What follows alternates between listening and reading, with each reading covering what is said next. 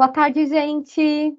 Todo mundo conectando. Estamos muito felizes com a presença de vocês hoje. Boa tarde, Alexandre, Vanessa, Emanuele, Tamara, todo mundo que deu boa tarde aí no chat. Sejam bem-vindos e bem-vindas a mais um KBS Connection. Meu nome é Tuane, eu sou coordenadora de conteúdo aqui da KPMG Business School.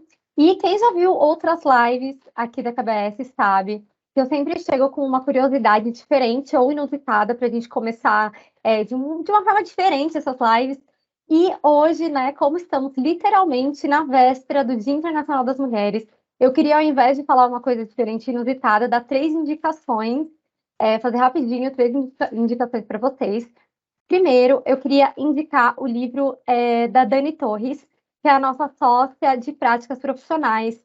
Ela é líder de IFRS para o segmento de seguros nas Américas e foi eleita uma das 500 pessoas mais influentes da América Latina em 2021 e 2022.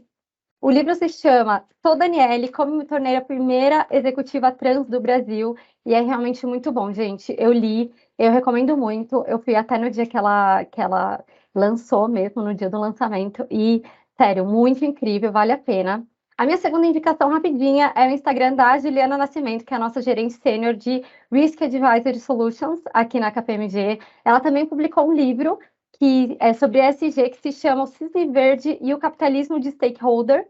E no Instagram dela ela posta vários conteúdos diferentes, ela é convidada para vários eventos, então eu recomendo demais. A terceira indicação é a live que a gente vai ter amanhã com a nossa sócia Estela Conato, que ela é da área de techs. E também ela tem um Instagram chamado Vida de Sócia, @Vida de Sócia, que é bem legal de acompanhar também. E essa live é sobre o livro da Oprah Winfrey, O que eu sei de verdade, exatamente para a gente fazer reflexões sobre o Dia das Mulheres. E eu vou enviar agora para vocês no chat o link para quem quiser seguir elas três e procurar. E lembrando que são só algumas mulheres aqui da KPMG, que é um lugar com mulheres incríveis, cheio de mulheres inspiradoras e poderosas. Eu gosto muito de fazer parte desse time aqui de mulheres ótimas. E vamos ao que interessa, ao tema de hoje, que é trilhando uma combinação de negócios. Para isso, eu vou chamar aqui o Vinícius Andreattini, que é sócio-diretor de Accounting Advisory Services, e o Hudson Oliveira, que é especialista em regras internacionais de contabilidade, regras contábeis aplicáveis no Brasil. Oi, meninos, vocês estão por aí? Oi, Tuane, boa tarde Opa. a todos, tudo bom? Boa tarde, tudo bem? Ótimas indicações de leitura, até porque senão eu me incluo nessa contador, só fica vendo norma, né? Tá interessante a gente abrir um pouco o nosso campo de visão, mas obrigado aí pela introdução. Então, rapidamente me apresentando, sou aqui sócio-diretor da KPMG nessa parte de práticas contábeis. Tenho 12, 13 anos de experiência no mercado e muito nesse mundo de M&A. Comecei até, curiosamente, minha carreira como trainee numa boutique independente, entrei no mundo de auditoria, fiquei um tempo, fui para o mercado, então participei de algumas transações do lado de buy side, a gente vai ver essas palavras um pouco mais dos detalhes aqui. Então já sofri dentro de uma operação como consultor, como auditor, e dentro da própria empresa, então espero nesses próximos minutos trazer algumas experiências, insights legais aqui para todos. Então, beleza. Me apresentando aí também, junto com o Vinícius, tá? Meu nome é Hudson, sou Senior Manager aqui na KPMG, né, de Accounting Advisor, junto com o Vinícius, tá? Não tanta experiência como ele, mas menos 2 anos aí no caminho, né? Então, não tive a oportunidade de viver isso na empresa, mas tive a oportunidade de estar como figura de auditor, na figura de consultor, né, de PMO também no processo. Então, tem bastante história para a gente contar, bastante experiência de dores, né? Na verdade, o dia que a gente tenta ajudar nossos clientes a evitar, né? E o treinamento aqui é para isso, para a gente trocar experiência sobre esse mundo, né? Que não se aprende em uma aula, não se aprende em um curso, mas a gente vai tentar aí bater um papo um pouco mais profundo para a gente compartilhar a experiência que a gente construiu ao longo da nossa carreira. Tá bom? Vinícius, posso tocar? Sim, por favor. Pode dar sequência. A gente vai batendo papo aqui, tá, pessoal? Bem interessante, bem descontraído, tá? Todo mundo se sinta à vontade também. Beleza, pessoal. Então, só para a gente introduzir um pouco, né? Nossa aula, a gente preparou uma coisa muito especial para a live de hoje, que é basicamente a gente tentar dar o máximo de informação em pouco tempo, né? Tentar contar uma história e chamar a atenção de algumas coisas que a gente tem visto no nosso dia a dia, né?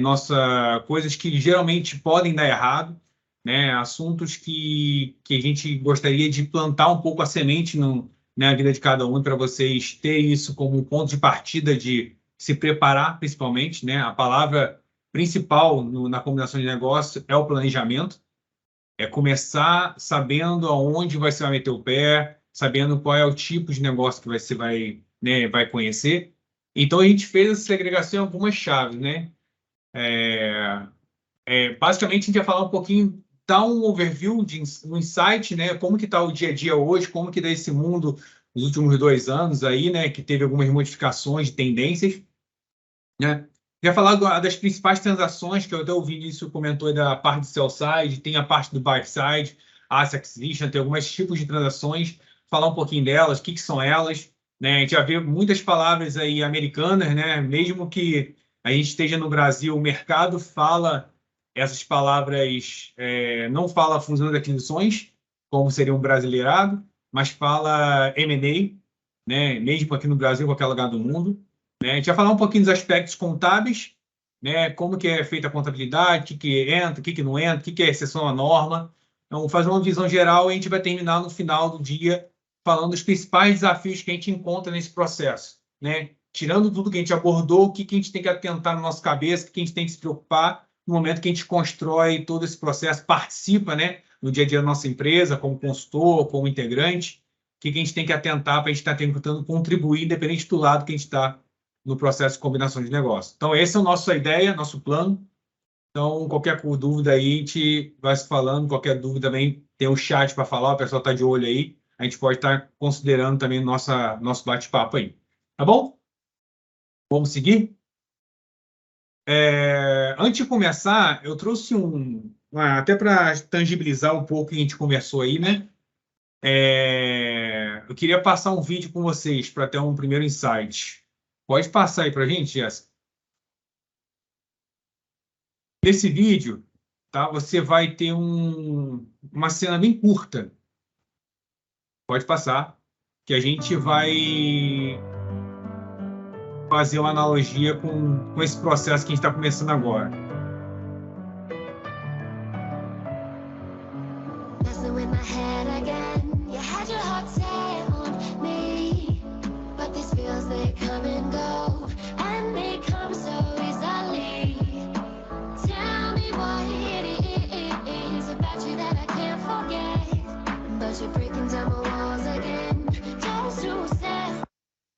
Então, bem curto, a ideia do vídeo é passar um pouco a mensagem. O que eu queria ver com você? No momento que a gente entra, vê um vídeo desse, num surfista pegando uma prancha, ele atravessando uma onda, né, fazendo um tubo, né, como o pessoal fala, tem uma galera que já está acostumada um pouco com isso.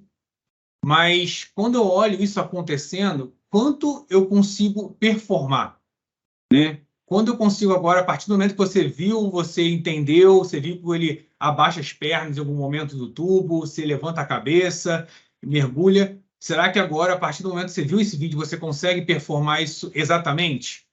Será que eu consigo fazer 10% do que ele fez? 20%, 30% ou 50%? Eu posso garantir que, por mim, do meu lado, que eu não consigo nem chegar nos 10%. Eu acho que eu não consigo nem ficar em pé na onda, né? Então, qual que é o grande chacoalhado que a gente tem que entender? É muito difícil você comprar um conhecimento, comprar uma habilidade e no final de uma reunião em si, você já querer dar uma opinião, tomar uma decisão, tomar partido. Então, o vídeo ele vai falando para você que, olha, para você chegar nesse resultado, não basta ver um vídeo, não basta ter uma primeira aula. Isso é um processo. Então, a ideia desse vídeo, dessa aula hoje, é te iniciar no mundo de combinação de negócio, te colocar num processo. E se você sair daqui com alguns desconfortos ou algumas coisas mapeadas na cabeça para melhor estudar, a gente conseguiu fazer uma aula com sucesso para você. Tá? Então, sempre quando pensar nessa aula, pensa na onda. Um dia você vai chegar lá, surfar aquela onda grande. só que tem um processo de aprendizado antes aí. Beleza? Então, seguindo o próximo, vamos seguir nosso insight inicial. Tá, eu queria compartilhar contigo o seguinte, como que a gente está, o que aconteceu no mundo de M&A, tá? A KPMG, em fevereiro agora, ela emitiu um report, né, que fala um pouquinho das modificações que tiveram o mundo de fusões e aquisições no Brasil e principalmente na América Latina, trazendo um pouco aí qual foi os principais impactos, né? Então, quando você olha para trás, né, existem vários estudos, até públicos, na própria internet aí da própria KPMG.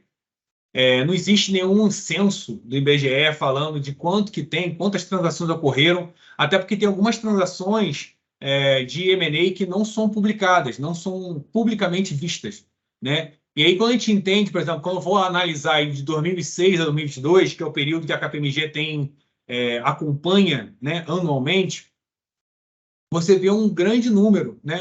Você vê um grande número aqui, 2006, 2017, você entender um pouquinho o número disso, a gente tem, em média, catalogado 300 transações em média por ano.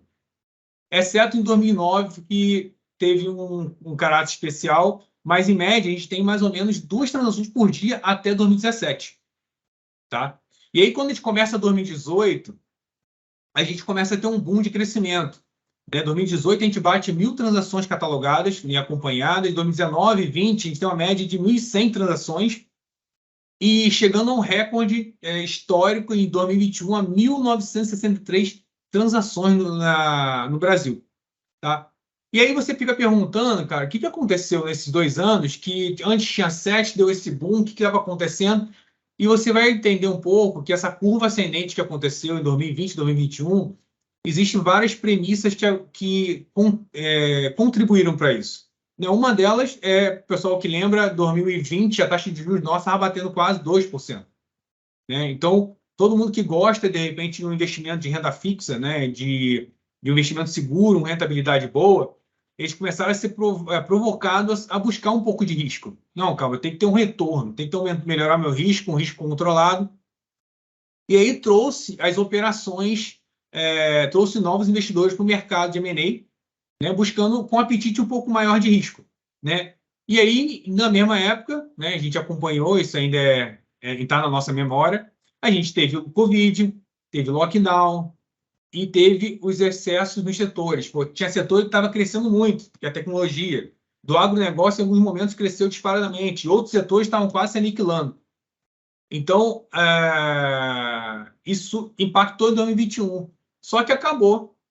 Em 2022, a gente começou numa regularidade, voltando à normal, taxa de juros crescendo, e aí começou a dar a nossa queda. Queda no número de operações. Tá? Então, a gente aumenta, como a gente está falando no começo, que a nossa elevação foi devido à taxa de juros, no momento que a gente volta à taxa de juros, a gente dá uma redução. Né? Você consegue ver aqui no estudo da KPMG que o crescimento esperado para 2022 nas operações foi de 2,8% em relação ao ano anterior. Quando chega para 2023, a expectativa é de 1,5%. Então, por quê? Isso está em linha com a expectativa da taxa de juros, por estar aumentando. Tá? E o que fez nesse 2021, que foi o nosso auge ali, o que acabou acontecendo no ápice do nosso Covid, né? A gente começou a acontecer várias coisas interessantes. Uma delas há 5 anos atrás, você nunca imaginaria que, por exemplo, a Azul, uma empresa particularmente em crescimento, em ascensão, pudesse ter condição ou ousadia para pensar em comprar a Latam, que era líder do mercado da América Latina. E ela propôs. Aí você fica analisando, o que aconteceu nesse período, né? Então, a gente começou a ver uma briga no mercado de gato e rato, literalmente. Então, se eu tinha caixa e você está alavancado, eu tenho condição de te comprar, porque é risco-oportunidade. Então, o mercado de 2021 estava muito aquecido nessa versão. Não é porque você estava quebrando, não é porque você estava tendo um efeito, mas tinha uma pessoa, nesse caso específico que eu tive de exemplo, né? A Azul tinha acabado de sair de um follow-on, tinha havido capital, e a Latam tinha uma cultura mais alavancada nas suas operações. E aí teve toda a tentativa de operação dela na época, teve todo o estudo. Então, você vê o tamanho, o que o mercado em si, o que a operação em si contribuiu para ter. E tem várias outras situações em relação à tecnologia, em relação ao negócio, Então, muitas empresas que estavam com caixa muito positivo, por conservadorismo, ou por uma operação sendo feita, ou por um M&A que se foi feito, por uma fusão, elas foram atrás das empresas menores no momento de expansão. Então, o nosso mercado 2021 foi desse nível, só que em 2022, 2023 a gente voltou para uma realidade, né? Que a gente pensa em IPCA mais 6%, chegando a 14% de taxa de juros, né? Voltamos ali, e aí trouxe uma redução de crescimento de 2022, como eu comentei mais cedo. Tá? Em relação ao mercado ainda de M&A, pessoal, o que acontece? Mudou. O mercado em 2022, 2023, ele acaba gerando algumas modificações, né? As negociações, ele acaba, depois pandemia, né? A pandemia trouxe um volume muito grande de tecnologia dentro das negociações, cautelas, algumas discussões que são muito, muito complexas, principalmente na contabilidade e outros setores da contabilidade, que acabou o custo elevando um pouco mais dentro das negociações. Então, acabou que isso também foi um impacto desse novo cenário de principalmente um investimento maior das empresas em tecnologia baseada em dados. Então, se pensar em algumas modificações pós-pandemia nesse mundo de M&A, a parte da tecnologia, né, do investimento em dados, ali foi um dos mais significativos, tá? E, se for pensar na nossa experiência em relação ao mercado, que eu poderia dizer em relação a esse momento como um todo, né, para a gente estar concluindo? O M&A em si, ele é uma operação que ela demanda muito conversa, demanda muito entendimento, demanda muito planejamento, né? E aí, quando a gente passa para ver várias transações acontecendo, 1.000 transações por ano, 700, 1.900, a gente acha, poxa, muito.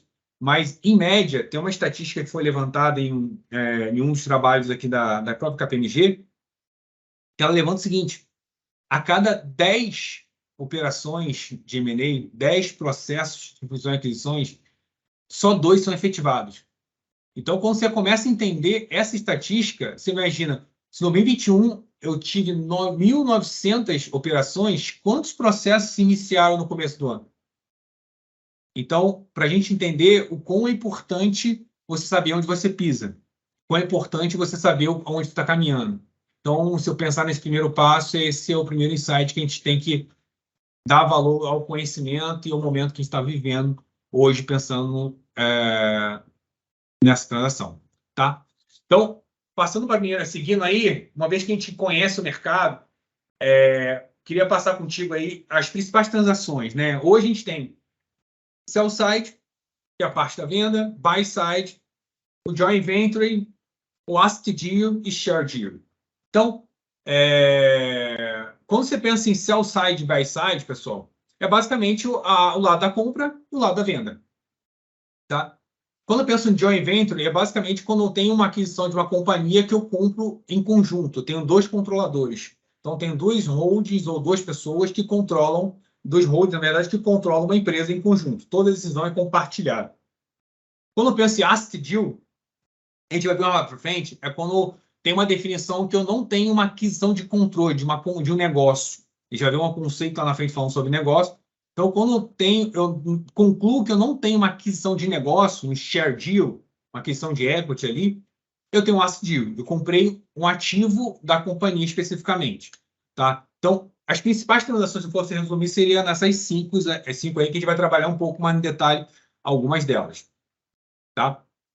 Hudson, só aproveitar Pode aqui falar. o gancho, e o pessoal vai ver durante nossa apresentação, que eu estou aqui mais para trazer dúvidas e reflexões do que responder as perguntas deles, né?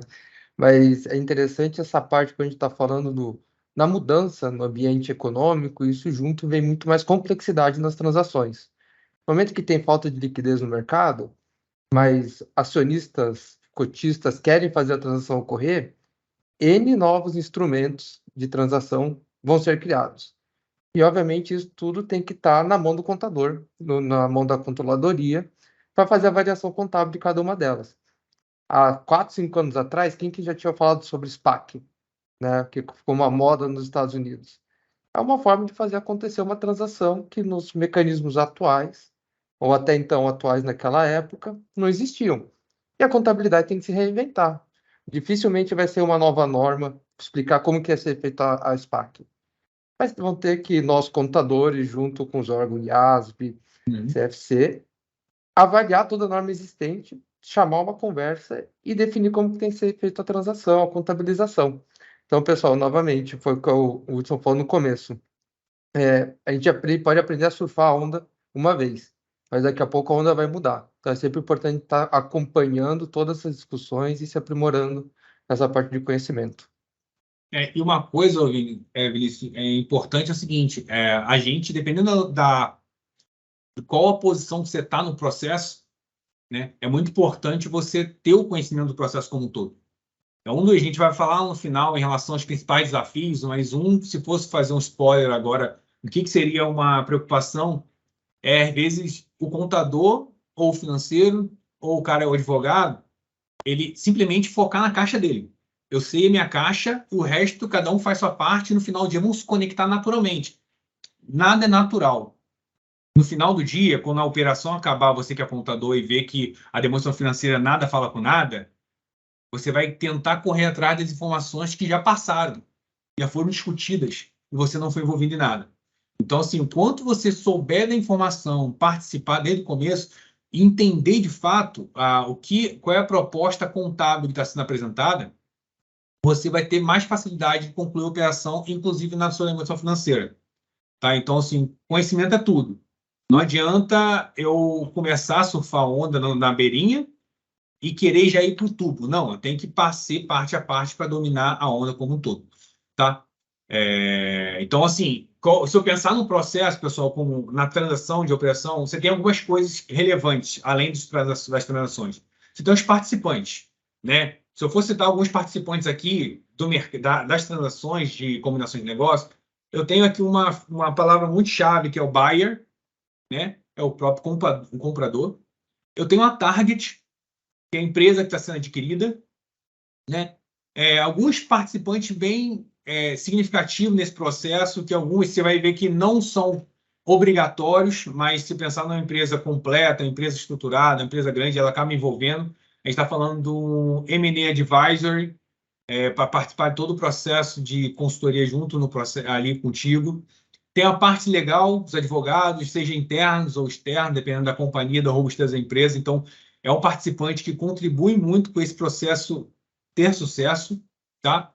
Você tem um due diligence advisor, né? Você é um cara que vai olhar a empresa, vai fazer uma avaliação da empresa, sendo na parte do buy side ou no sell side, é um cara que vai te dar uma confiança que quanto que aquela empresa tem de potencial ali e todos os aspectos contábeis, financeiros que possa acontecer. E o técnico advisor, né? Que é um consultor técnico que, em alguns casos, tem nas empresas, principalmente aquelas empresas com um nicho bem específico. Então, tem uma indústria química. Então, às vezes, os players envolvidos eles não dominam de fato e acaba tendo que contratar um consultor técnico que chame atenção em algumas coisas mais da fábrica ou do nicho da empresa. Então, esses são os principais participantes, tá? Que também não são obrigados todos, mas geralmente é o que a gente vê no processo como um todo. Outra característica do processo, tá, pessoal, que a gente costuma ver é a questão do investidor, né? A gente tem um investidor no processo de combinação de negócio, você tem um investidor majoritário e minoritário, uma vez que uma pessoa está adquirindo uma empresa adquirindo a outra.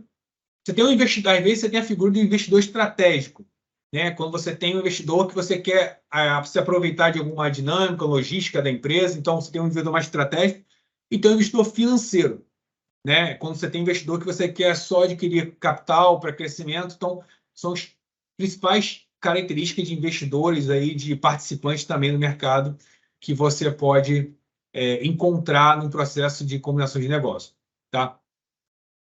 Próxima página aí, a gente trouxe aí para você o seguinte, uma das transações, né, das 5 que a gente achou principais, a gente gostaria de falar um pouquinho contigo de uma que é mais frequente, que a gente trabalha, tem o sell side e o buy side.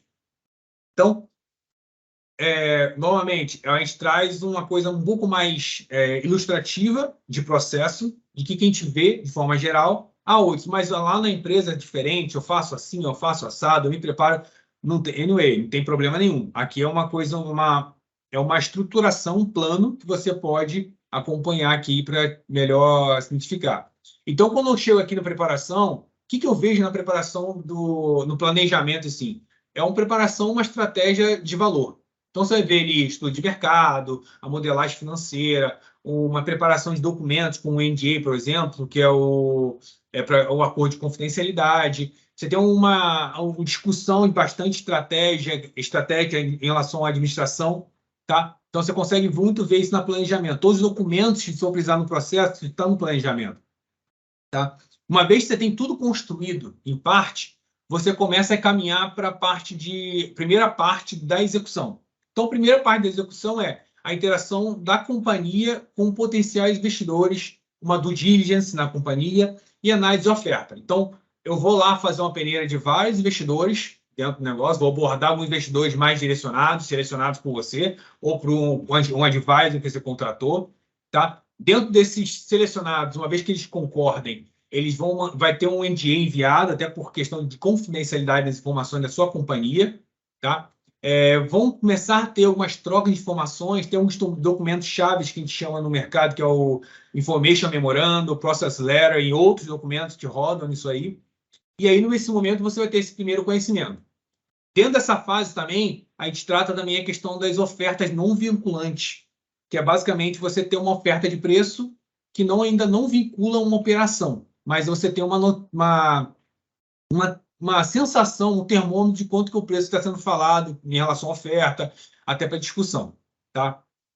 Nessa fase aí também, a gente faz a due diligence, né, junto do comprador, e ali você tem um famoso data room, que você vai ter todas as informações contábeis, financeiras, fiscais, tal, e toda a conversa hoje em dia, né, dentro de uma tecnologia. Antigamente, você tinha uma sala cheia de papel, você ficava lá internado durante uma semana, 2, 3, até sair de lá com um número, com relatório. Hoje em dia está tudo tecnologia, então já tem uma coisa melhor. Tá? Então, nessa parte da execução, você consegue concluir esse primeiro namoro com possíveis investidores, troca de informação, troca de migração, validação da empresa, mas não necessariamente está fechado. Você tem a última parte. Nessa última parte, que uma vez que eu tenho isso fechado, eu já tenho uma negociação pré-acordada, eu começo a caminhar um pouquinho para uma negociação de final de preço, né? Elaboração do meu SPA, né? Vai discutir um pouquinho se tem uma call, tem uma put, se vamos ter earn-out na operação, se vai ter um acordo de acionista, se o acionista que está sendo comprado junto com a adquirida, ele vai vir também na operação, ele vai trabalhar, se vai ter um tempo. Então, toda a discussão pós-aquisição para fechamento de preço e discussão de contrato vai ser nessa segunda parte da execução. Até que no momento, uma vez que eu conclua, eu tenho meu signing ali do contrato, tá? Com todas as limitações, todas as adendos da operação nesse momento. Tá bom?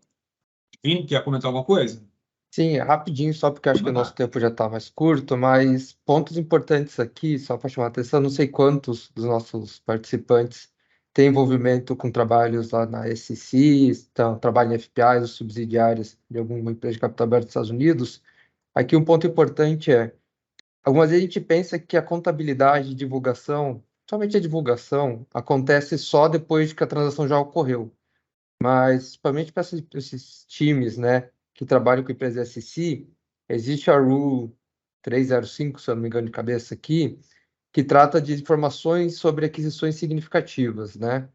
E algumas vezes, quando você já tem uma potencial aquisição, já pode gerar algum tipo de necessidade de divulgação, de avaliação de divulgações financeiras das empresas a serem adquiridas, mesmo que o negócio não tenha fechado.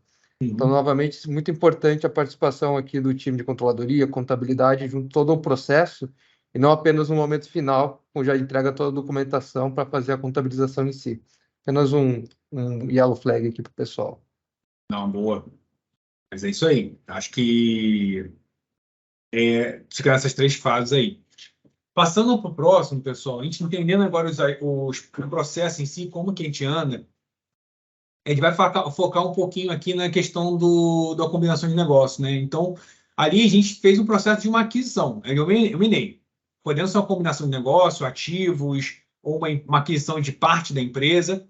A gente não definiu ali que empresa e parte tem controle. Eu simplesmente fiz uma aquisição. E aí, quando a gente conversa com a apresentação aqui, quando eu falo de combinação de negócio, eu estou falando um pouco, nosso foco maior é dentro do CPC 15, dentro do IFRS 3. Tá? E aí, o IFRS 3 ele me dá um conceito de combinação de negócio que fala o seguinte, que uma combinação de negócio é quando você é uma operação ou um evento, né? Deixa bem claro isso, que ocorre por meio onde o cliente obtém controle de um ou mais negócios. Essa é uma definição que está na norma. E aí, dentro dessa definição, a gente traz algumas palavras-chave da nuvem. Né? Então, eu coloquei ali, tem adquirente, eu tenho um negócio, tenho um controle. Adquirente, a gente já falou um pouquinho aqui no processo, é quem está comprando, quem está adquirindo. Que a gente vai ver lá na frente que não é tão simples saber quem é ela. Às vezes ela está escondida, está subentendida dentro do contrato, mas a gente vai falar um pouquinho. Só que quando eu falo de negócio e controle, a gente tem alguns desafios ali para enfrentar, né?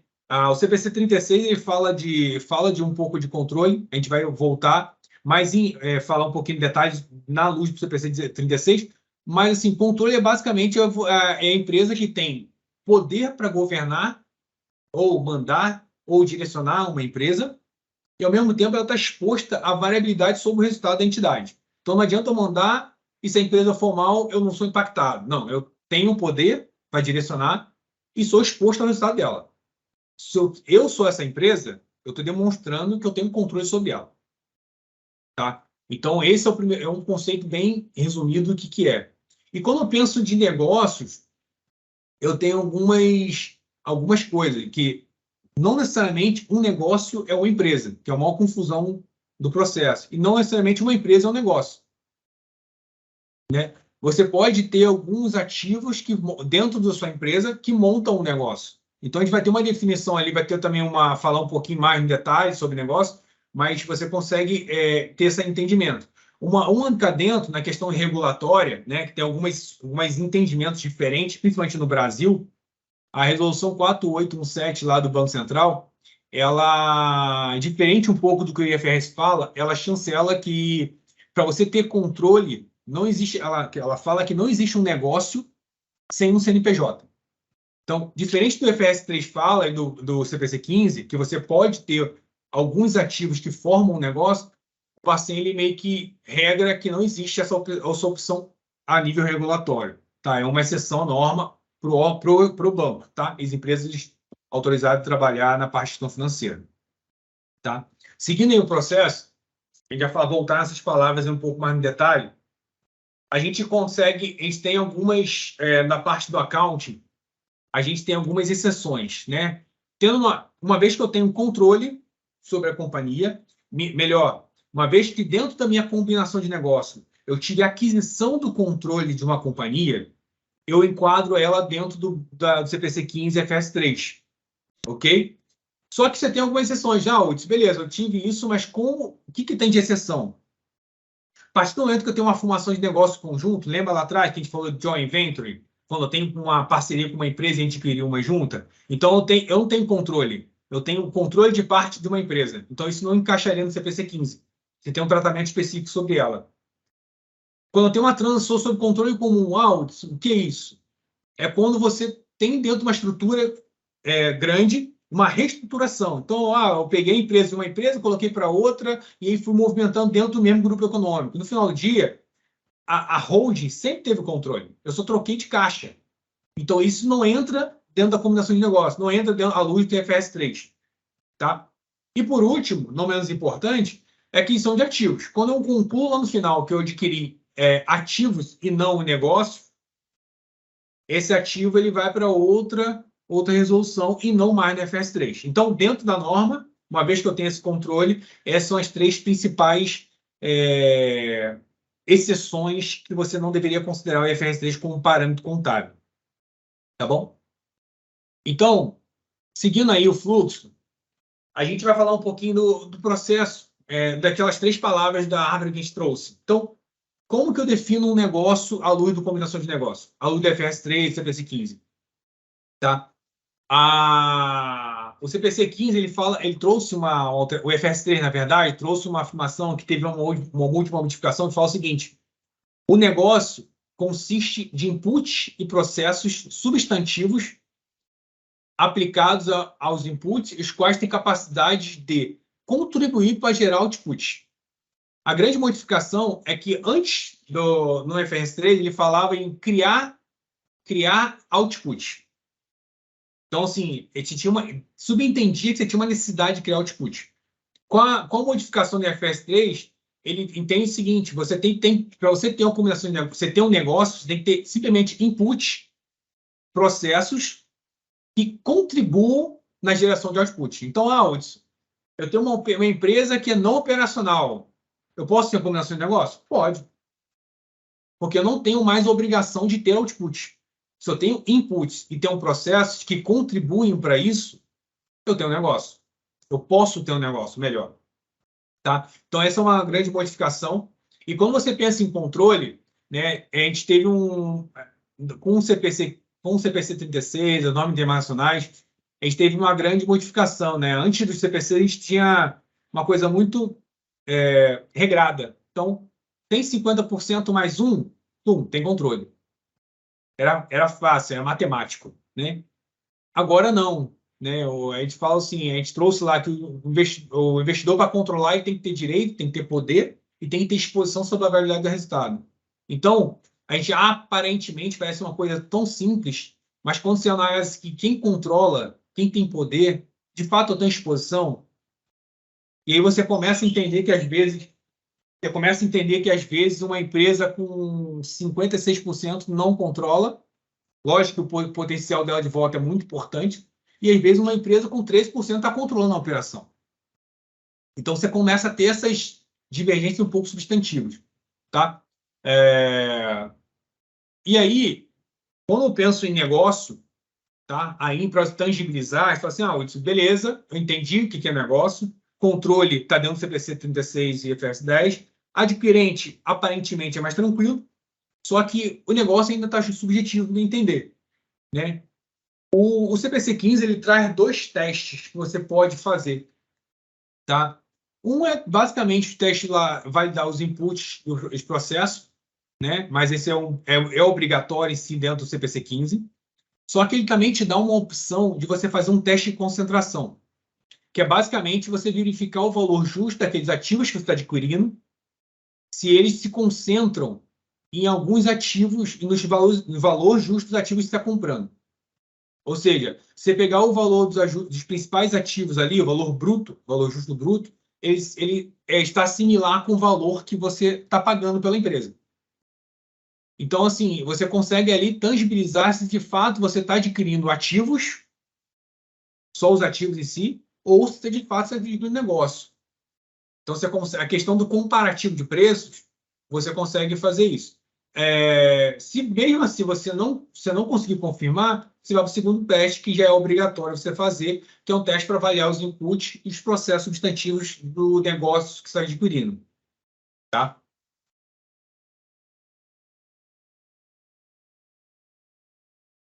Beleza, pessoal? Seguindo, uma vez que a gente vencendo essa parte, né, concluindo nossas áreas de palavras, ativo, negócio, controle, adquirente, temos tudo certinho. Chegamos na nossa árvore de decisão, que nossa empresa tem uma combinação de negócio, e a gente vai para a nossa grande jornada, que é o quê? Quem é meu adquirente? Quem está comprando o quê? Né? Então, adquirente, a gente tem que avaliar algumas coisas. Um delas é quem tem o maior direito de voto.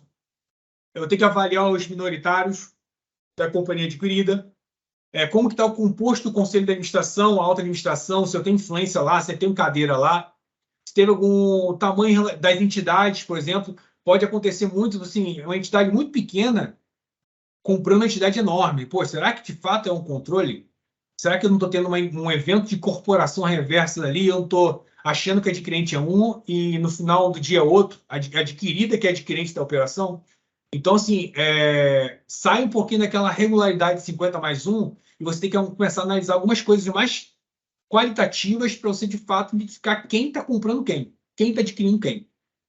Tá? Então, esse é um ponto de partida na jornada, é o step 1. O step 2, pessoal, a gente vai entrar, é assim, qual é a data da aquisição? Isso é mole, pegar o contrato e ir lá e... Não, mas não é simples assim. Porque, às vezes, a data de aquisição está lá, mas você vai ver no contrato uma cláusula que a efetivação vai acontecer em tal dia. Ou, por exemplo, você fez a operação toda pensando em data dia 15, mas a sua operação depende de um regulador, por exemplo. O regulador fala assim, olha, eu só vou aprovar isso tal dia e pode ser que seja bloqueado. Eu aconteceu a operação ou não? Se eu dependo do regulador para aquela operação efetivar, será que a data da aquisição é onde? No contrato ou quando o regulador aprovar? Então, nesse quesito, se eu tenho uma dependência de um órgão regulador ou de um impeditivo externo, a minha data de aquisição é aquela data que eu estou efetivando uma operação. É lá. Tá? Então, assim, a determinação da data é muito importante para o processo concluir com efetividade. Tá? Quando eu penso aqui no terceiro, step 3, eu vou concluir aqui a parte do valor justo da contraprestação transferida, que é o valor, a gente constitui o valor de fato, o valor pago da operação. Então, é ali que a gente vai começar a pegar os ativos, trazer os ativos ao valor justo, os passivos ao valor justos, ver se na operação foi determinada alguma contraprestação contingente, que é o nosso famoso earn-out, tem alguma coisa que eu tenho que dar em futuro para o cliente, que vai ser obrigado, que é mediante exemplo, se a empresa adquirida bateu o EBITDA de X, eu vou chegar lá e vou pagar tanto para o cliente. Então, se eu tiver alguns triggers futuros que eu tenho que vai me gerar um bônus ou um pagamento, eu tenho um earn-out que eu tenho que estar considerando nessa parte. Uma contraprestação diferida, de fato, é um valor que vai ser diferido ao longo do tempo, sem nenhum evento futuro. Então, eu vou pagar dividendos dessa empresa adquirida durante 3 anos aos sócios. É só gerar resultado e pagar. Se não tiver resultado, eu tenho que pagar um X que eu combinei lá, referente ao resultado da companhia. Então, se eu tenho determinado, não tem nada que impeça aquilo de acontecer, nenhum evento, é só um diferimento ao longo do tempo, eu tenho como contraprestação diferida, devo reconhecer. Tá? No step 4, a gente tem a questão do reconhecer e mensurar os ativos referente aos não controladores, que a gente ficou lá no passado, ver quem está vindo, quem que vai ficar, quem quer ficar com o novo controlador na nova empresa, na adquirida. Tá? E uma vez que eu determino tudo isso, eu vou reconhecer meu goodwill ou minha compra vantajosa. Se eu paguei se eu paguei menos, eu tenho goodwill ou uma compra vantajosa que eu tenho que reconhecer isso dentro do meu balanço da adquirente. Tá? Então, assim, passando os steps ali, a gente viu lá atrás, a gente viu do diligence, valuation, várias áreas envolvidas nisso aí, para no final do dia a gente ter a contabilização no step 5 de forma efetiva. Tá? Então, é muito importante que você faça os 5 steps, porque se eu parar no meio no step 3, é difícil eu concluir o step 4 e 5. Tá? Então, esse aqui será um fluxo, aqui, um mapping de fazer. Tá bom?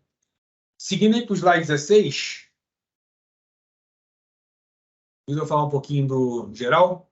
Isso, pode voltar um slide, por favor. Eu vou tentar ser rápido aqui, pessoal, até pelo tempo de todo mundo, mas só para tentar englobar um pouco mais do accounting. A gente falou bastante quando tem controle, IFRS 3 e IFRS 10, mas o que acontece? Para onde eu vou quando não tenho um controle, eu não adquiro um controle, né? A gente trouxe aqui 3 possibilidades, até para guiar onde que tem o accounting de cada uma. E quando você compra uma participação, mas não necessariamente você comprou o controle, talvez você tenha comprado uma influência significativa na empresa, né? Aqui o CPC, daí a gente vai para o CPC 18, que faz como se fosse uma premissa de que se eu compro 20%, eu tenho como ter influência significativa, que é o poder de participar de decisões políticas, financeiras e operacionais da companhia. E daí eu estou falando de uma coligada, não de uma controlada, e eu aplico o método de equivalência patrimonial. De maneira geral, o método de equivalência patrimonial, eu vou reconhecer o valor pago por aquela transação na nossa linha de investimento, então eu não vou estar consolidando ela ainda, mas eu vou registrar contabilmente, e eu vou atualizando esse valor contábil de acordo com os lucros e prejuízos da coligada, multiplicando pela nossa participação. Então, de maneira geral, se minha coligada deu R$100 de lucro, eu tenho 20% de participação, eu vou reconhecer 20 como um resultado positivo de equivalência patrimonial, e vou aumentar o meu valor do investimento. dando sequência também quando você fala, né? O Hudson já deu um spoiler aqui, né? Quando eu entro em controle conjunto. Talvez eu tenha entrado numa transação na qual eu não comprei controle, porque o outro acionista, seja ele novo ou anterior, também tem um controle. Mas não é possível duas pessoas terem controle, né? Duas pessoas consolidadas nas suas emoções financeiras. Ou seja, isso acontece quando eu estou numa situação onde os dois acionistas, dois, três acionistas, têm que, de uma maneira unânime, concluir sobre para onde que a empresa vai, né? A gente está numa situação de controle conjunto. E a gente separa aqui no mundo, né? O CPC 19, ele traz a questão das joint ventures, joint operations. Também de uma maneira geral, porque o CPC 19, ele não é um pronunciamento extenso, ele deve ter quase 40 páginas, mas são 4 páginas de teoria e o restante só de exemplos. Então, não sou eu aqui, em 2, 3 minutos, vou conseguir passar todo esse conhecimento, mas de maneira geral, pensem que se eu tenho uma empresa no qual eu sou responsável não por uma operação específica, uma linha de produto, uma linha de serviço, mas como resultado como um todo, que a gente chama de resultado líquido.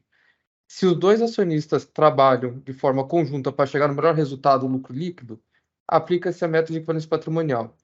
Caso contrário, pode ser que esteja uma joint operation, onde eu sou responsável por uma linha específica, eu sou responsável por específicos ativos e passivos, receitas e despesas, e, consequentemente, eu faço uma consolidação, né, que chama consolidação proporcional específica desses ativos e passivos no meu balanço, tá?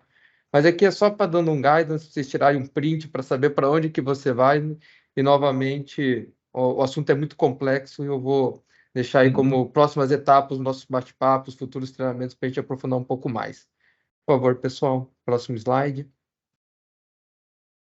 E a gente vai aqui rapidamente, pouco falei, minha participação aqui vai ser muito mais para fazer reflexões para vocês e do que dar respostas, mas aqui a gente trouxe 3 principais pontos que a gente tem que estar no checklist de toda a transação, tá? 2 partes mais contábeis e uma parte mais operacional do próprio processo de M&A, né? Primeiro ponto que eu acho que a gente já passou batido, passou bastante já aqui, que é a auditoria. A auditoria não pode ser envolvida só no final do processo. Fazer isso é um alto risco da demonstração financeira atrasar. Tem que ser feito reavaliações de documentos, de accounting. Então, sugestão aqui, sempre que começa uma transação, já avise seus auditores para eles poderem também se preparar do lado deles. Normalmente são envolvidos especialistas da auditoria para fazer eventuais análises das próprias transações contábeis, valorização dos ativos e passivos. Então, sugestão aqui já teve uma situação próxima aí de um fechamento de negócio, ou já está sendo discutido, já levem o assunto para a auditoria. Por mais que não se conclua no futuro, não tem nenhum efeito contábil, mas sempre é melhor prevenir do que remediar, né? Na parte da integração, qual que é a ideia aqui? Mais a parte operacional do processo de M&A. Você está comprando uma empresa, por quê? Provavelmente você está buscando alguma coisa dela.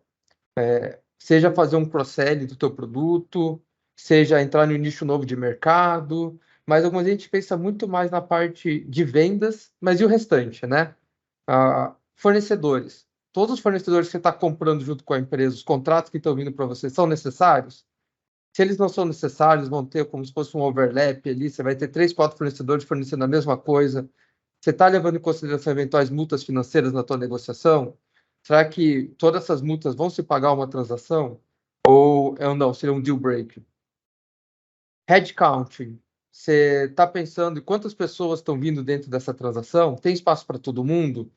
Se não tem espaço para todo mundo e eventualmente você vai ter que fazer desligamentos, você está levando isso em consideração? Qual que é o valor que você vai ter de rescisão? Também pode ser um ponto importante e não ter nenhuma surpresa lá para frente, né? Sistemas. Outro ponto super importante. Já tive a oportunidade de fazer auditoria de grandes empresas que quando você vai fazer o entendimento dos sistemas, eles têm centenas de sistemas. E quando você vai entender o motivo de cada um deles, é porque fui comprando uma empresa aqui, uma empresa ali, não fiz uma integração dos sistemas. Parte contábil, eu uso um RP que depois eu tenho que ficar tirando um monte de relatórios, subindo para o meu arquivo, do meu sistema de consolidação. Então, pontos importantes para vocês serem avaliados. E qual que é a forma de você fazer isso? Comunicação e organização. Tem que participar o jurídico, junto com controladoria, junto com contabilidade, com procurement, com o time de vendas. todo mundo tem que participar do processo para dar seus insights e se chegar numa conclusão também se vale a pena ou não seguir com a negociação, né? E no final aqui da parte de demonstrações financeiras, voltando um pouco para o accounting, como que eu estou avaliando os disclosures que eu tenho que fazer dessa transação nas minhas demonstrações financeiras? Uma coisa é fazer o accounting, o número contábil que vai estar lá no balancete de consolidação. Mas como que a gente vai comunicar isso para os outros stakeholders? Seja eles para o mercado investidores, seja para os peers, seja para órgãos reguladores, todo mundo vai ver a demonstração financeira. Ela está clara, explicando por que você comprou o negócio, quais são os efeitos contábeis, quais são os próximos steps que teria no processo. Aqui também é muito comum ver problemas de disclosures que geram mais dúvidas do que ajudam. Então, vai lá o time de relações com investidores, recebe uma lista enorme de perguntas que o time de controladoria, contábil, M&A, um monte de gente tem que ficar respondendo, e algumas vezes se toma a decisão de não fazer uma divulgação específica porque eu não quero que o mercado saiba, não é interessante para mim, mas no final gera mais problema do que soluciona essas questões, tá? Então, alguns Sem pequenos contar, highlights. Vinícius, sem contar a questão da demonstração financeira, quando você participa, de repente, de, por exemplo, licitações, né? Você adquire empresas vindo de entidades públicas, né? Então, você vai entender na demonstração financeira que boa parte das informações que você deveria divulgar no relatório, você não tem, não veio. Então, você acaba sofrendo de forma atrasada. E se você tivesse feito uma integração bem feita, você teria toda a documentação que você precisaria para o final do trabalho. Então, por isso a importância aí de estar se envolvendo no processo como um todo, principalmente o contador, em relação a isso. Uma sugestão aqui para o pessoal, daí até um trabalho que a gente faz bastante, a nossa sugestão sempre é, quando vai fazer um memorando técnico-contábil de business combination, já coloca as divulgações juntos. Porque daí É. todo mundo revisa, o auditor normalmente vê esses memorandos, ele também já revisa as divulgações que vão para demonstrações financeiras futuramente, e já fala se ele quer algum ajuste, não precisa esperar ter o número final, se a transação ocorreu durante o ano. Então, são pequenas dicas aqui para facilitar a vida de todo mundo. Por favor, próximo slide, vou tentar ser um pouco mais rápido até. Mas aqui são os principais desafios e é aqui que eu quero focar as próximas etapas, tá? Bastante coisa a gente já falou, mas são as reflexões que a gente quer deixar para cada um de vocês aqui nas próximas etapas. Definição de controle e negócio. Quão confortáveis vocês estão com essas definições? Porque se você errar a definição, se você tem um controle ou não, se há um negócio ou é só um ativo, você já vai errar a norma contábil de partida e o retrabalho vai estar aí. Se você é uma empresa que tem controle SOX, tem as certificações, tem que ser auditado, tem uma auditoria integrada, já vai estar falando de problema de controles internos e isso é informado para o mercado. Então, estejam muito seguros, coloque as pessoas certas, com a experiência e com o treinamento necessário para fazer essas avaliações. Né, que, continuando contábil, contabilizações. Todas as contabilizações foram feitas de maneira correta, foi discutido com o auditor também já está confortável, lembrando que não necessariamente você precisa esperar o final do ano para discutir isso com os seus auditores. Mensuração de ativos e passivos. Aqui é mais a questão lá do Step 3, né, Hudson? Você mensurou corretamente o teu earnout? Você identificou todos os ativos e passivos que têm que ser avaliados a valor justo, incluindo os intangíveis que nem estão reconhecidos no balanço da adquirida? E, mais do que isso, como que foi feito o cálculo? Algumas vezes a gente vê problemas de cálculo de earnout, principalmente, que vai ser visto só lá na frente, quando você vai ter uma provisão enorme de earnout, e vai falar, puxa, mas não tem que pagar mais nada. Ou seja, você errou no momento inicial e você só foi ver lá para frente. Se discute o restatement, se discute muita coisa. Sim. Divulgações ao mercado, acabei de falar aqui, se está completa, se está correta, para não gerar nenhuma dor de cabeça futura com o investidor, com o órgão regulador, até com algumas pessoas que tentam de uma forma prejudicar as empresas, fazem alguns questionamentos muito mais com interesse próprio, colocando tudo isso de maneira clara, de acordo com a norma, você já está protegido de qualquer questão. E no final, a gestão da integração, né, que é o Day One. Você está preparado quando essa empresa entrar efetivamente para dentro do teu grupo, você começar a operar ela? Você já identificou todos os riscos? Você considerou isso na negociação junto com os ex-acionistas, para você não ter nenhuma surpresa financeira, operacional, até problema de sistema, né? Como eu disse, o sistema não é compatível, você vai ter ali que resolver um problema que você poderia ter identificado antes e eventualmente até nem seguido com o negócio. Próximo slide, por favor. Bom, acho que é isso. Aqui é só um recap, mas como foi rápido o nosso bate-papo, acho que está claro para todo mundo. Queria agradecer aí do lado meu, principalmente meu do Hudson aqui, da parte de accounting, pelo tempo de cada um de vocês. Os nossos contatos estão no começo dos slides, nossos e-mails.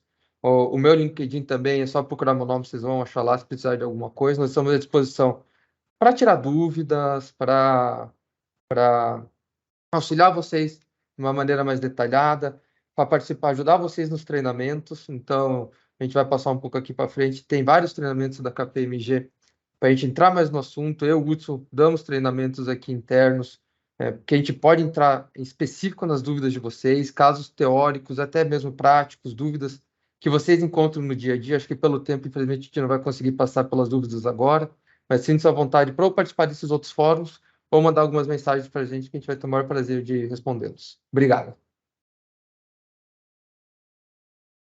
Oi, gente. Olha, foi muito bom, foi ótimo, super interessante.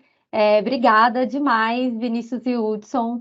E, Jéssica, se você puder passar para frente, eu vou falar um pouquinho sobre o curso de combinação de negócios, porque lembrando que o KBS Connection é uma degustação de um curso que nós temos e que tem o Vinícius e o Hudson como instrutores.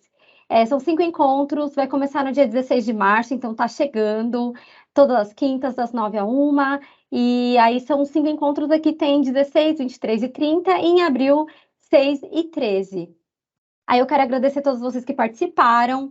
Aí, ó, tem mais detalhes sobre o curso. O investimento é de R$ 3.900. E também vocês podem adquirir a Accounting Journey, a nossa jornada de contabilidade, por mais R$ 990. São vários eventos com transmissão virtual e ao vivo. Cada evento é R$ 990 e a jornada completa vocês conseguem ver lá no nosso site, que é kbs.kpmg.com.br. Lá vocês conseguem ver também todos os nossos cursos contábeis, temos várias opções. E lembrando também que tudo tem acesso on demand para revisão e reposição de conteúdo. Se vocês perderem alguma coisa, vocês conseguem acessar on demand. Essa é uma característica bem legal de todos os nossos cursos. E pode passar mais um pouquinho. Compartilhe sua opinião conosco, então é muito importante que todo mundo que estava aqui responda a nossa pesquisa de satisfação. São algumas perguntinhas só, para que a gente possa melhorar e nas próximas lives fazer coisas diferentes, outras dinâmicas, se vocês quiserem. Então, por favor, apontem aí o celular para o QR Code e compartilhem sua opinião conosco. Claro que, assim como eles falaram, a gente aceita opiniões também via chat. Se vocês quiserem mandar mais dúvidas via chat, eles podem responder também, fica de olho no chat e responder por ali via texto. Entre em contato com eles pelo LinkedIn, entre em contato com os nossos consultores de vendas para ter um conteúdo mais completo ali no Combinação de Negócios, começa dia 16. E eu quero agradecer muito a presença de todos que estiveram aqui, foi ótimo. Muito obrigada. E estamos sempre disponíveis aí na KBS para falar com vocês.